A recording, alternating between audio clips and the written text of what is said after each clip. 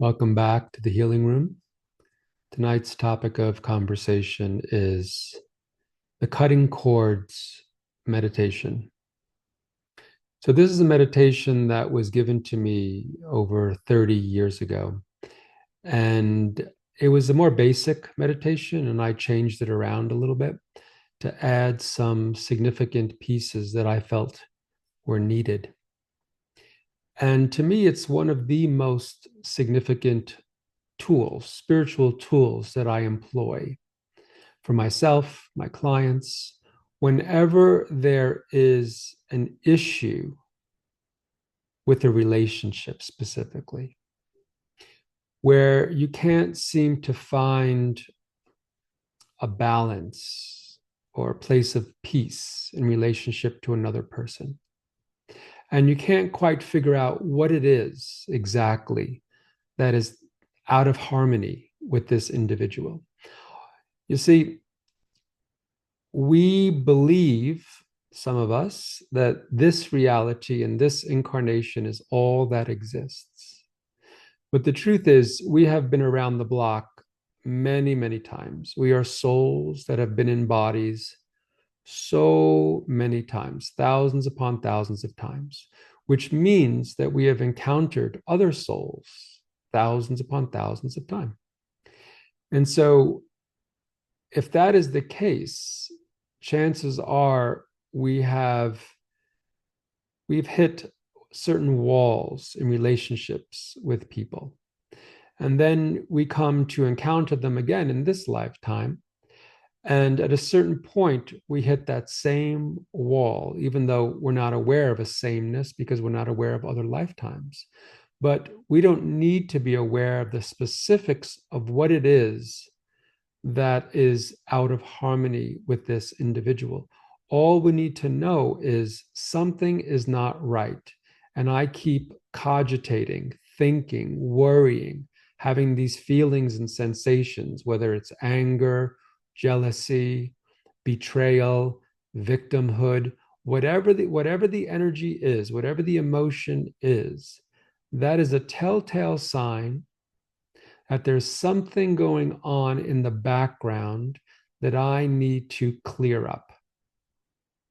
So again, this meditation is bypassing the mind and the intellect and the need to understand why. Why do I need to do this? Why is this happening with this person? It doesn't matter.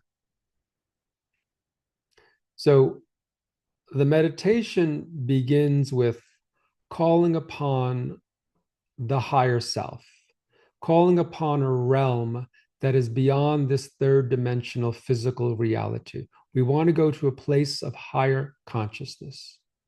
So we call upon the higher self of the individual and ourselves.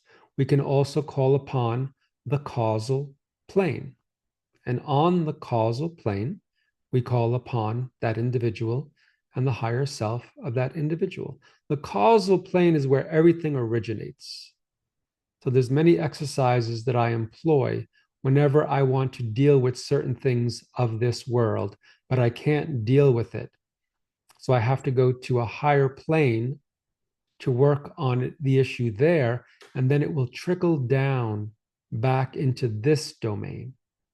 So when I call upon the higher self of the individual, because I cannot communicate to the ego personality, then after the exercise is done, after the meditation is complete, then the higher self will download the whole experience to the personality energetically. And the personality won't know what's going on.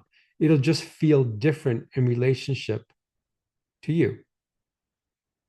And I know this works because I've done it so many times with myself, and I've heard many other people who have done it have incredible responses within 24 hours of doing this meditation. So I call upon the causal plane of existence, and on the causal plane, I call upon the higher self of this individual to be present with me. When that individual is present, then you say the words, I am grateful for the path that we have taken together. So, gratitude first and foremost. I am grateful for the path we've taken together, and I am complete with this relationship the way it is. And I choose to cut all cords of disempowerment between us. So these are the words.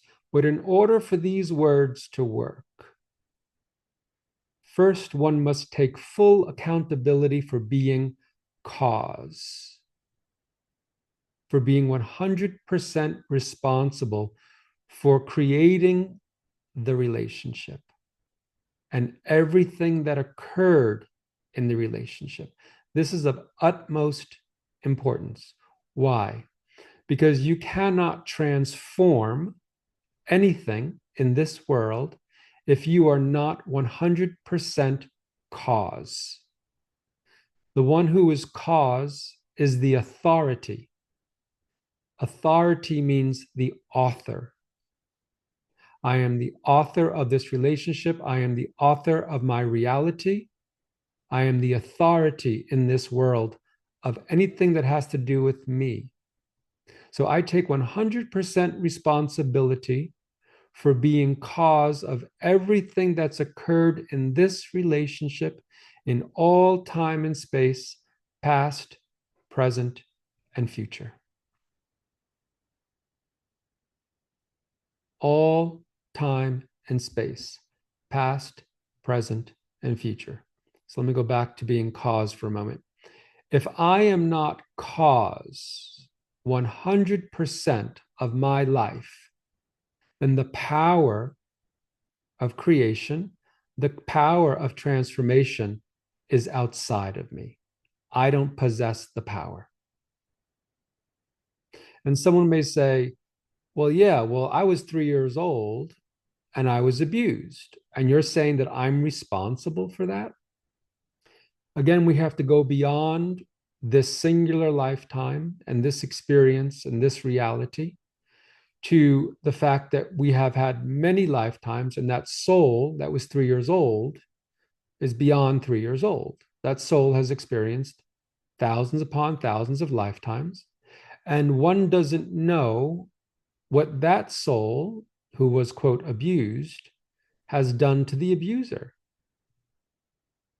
in other lifetimes, because we play all roles. We just keep shifting the role in each lifetime. One lifetime, I'm the victim. Next lifetime, I'm the victimizer. So when I claim that I am the cause 100%, then I end the cycle of back and forth with this individual and all individuals that I have challenges with. Because basically, when we're trying to deal with it in this reality, we're trying to do it through the lens of the ego personality and the limited mind that perceives through duality, good, bad, right, wrong. You cannot rectify a situation from the dualistic perspective. You have to go to unity consciousness, oneness, which transcends all the limitations of duality. Hopefully that makes sense.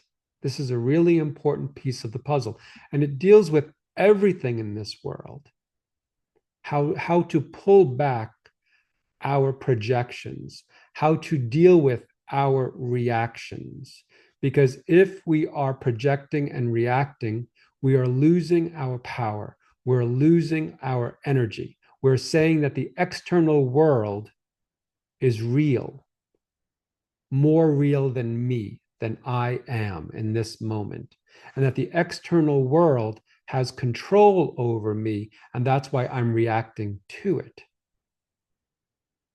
The external world is simply a catalyst, never the cause. The cause is always internal. And once this precept is understood, then you start to become a powerhouse on the planet.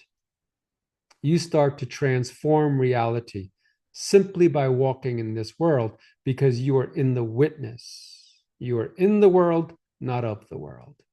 So that witness is transforming reality, the illusion, small r, it's transforming it into the greater R, reality, truth, oneness, unity consciousness.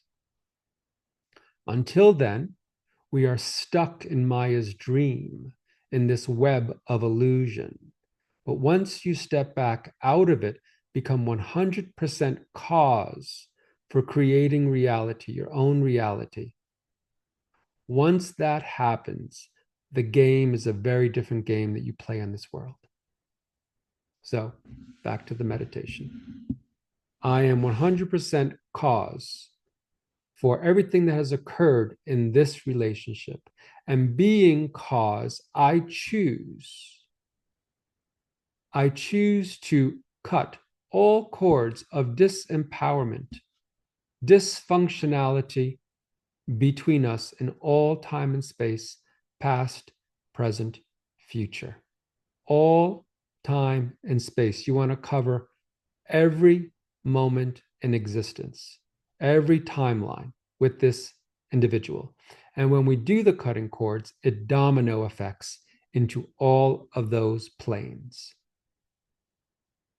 And then the way you know the meditation has worked is because your mind is at peace in relationship to the individual. You're not so charged anymore. You may need to do the meditation a few times because there may be deep roots in relationship to this individual. Or you may need to do it a few times over time, like another year or so passes and you're noticing, I have a charge with this individual. Let me go back and do a cutting cords meditation again because I'm hitting another wall, another place of resistance in relationship to the other. So, all time and space, past, present, and future. And when it's time to do the cutting of the cords, we call upon an archetype, the archetype of the Archangel Michael, who stands for truth and justice.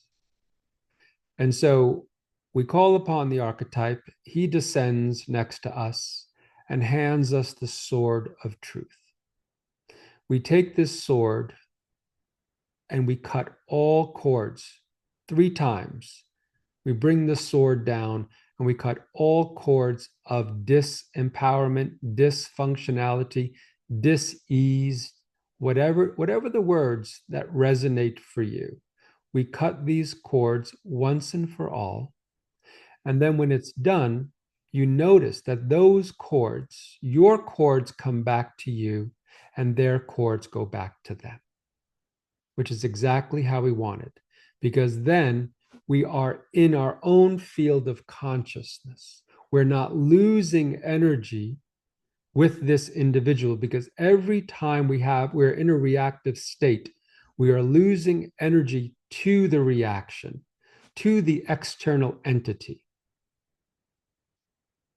So harboring anger or whatever emotion, anytime we're harboring any negative emotion towards another person, we are giving them our energy. We are feeding that relationship in that way. It's the same thing with the world. Anything we react towards, positive or negative, is getting our energy.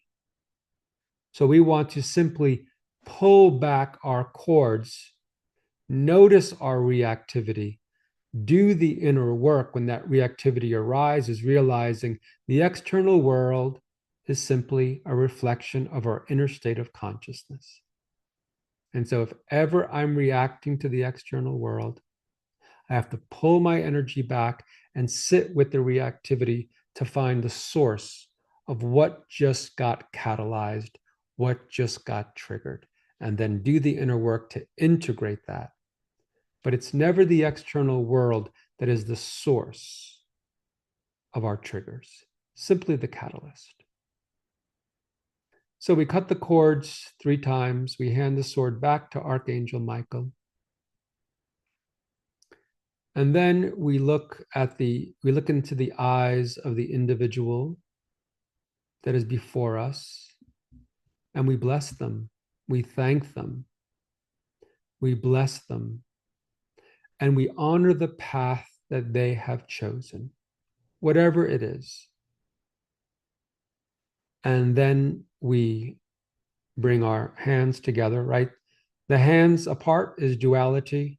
The hands together is bringing it back to the center, to unification, to oneness, to honoring the divine within each. And we bow to the person, honoring their path, honoring their choices, honoring their soul. And then we let them go. And they disappear back from whence they came. An important thing to note about this meditation is we're not cutting the heart cords. They always remain. So sometimes people will say, I really don't want to end the relationship with this person. This is not a meditation to end a relationship. This is a meditation to cut the dysfunctional cords between the individuals in a relationship. So you'll find if you hit a snag in your own relationship, that this meditation will help to clear the way so that you can relate in the present moment rather than spiral, right? A downward spiral of you did this, no, you did that, the back and forth that can happen sometimes in relationships. And it's hard to rectify these challenging times. That's why we have to go to the higher planes of consciousness, call upon the higher self, and do the work there. So, this to me is a great gift that we have been given, this cutting cords meditation. And it is a springboard. I use this meditation as a springboard for other meditations and other things that I do in this world, which perhaps I will share on another time, but I think that's enough for this conversation of the cutting cords meditation.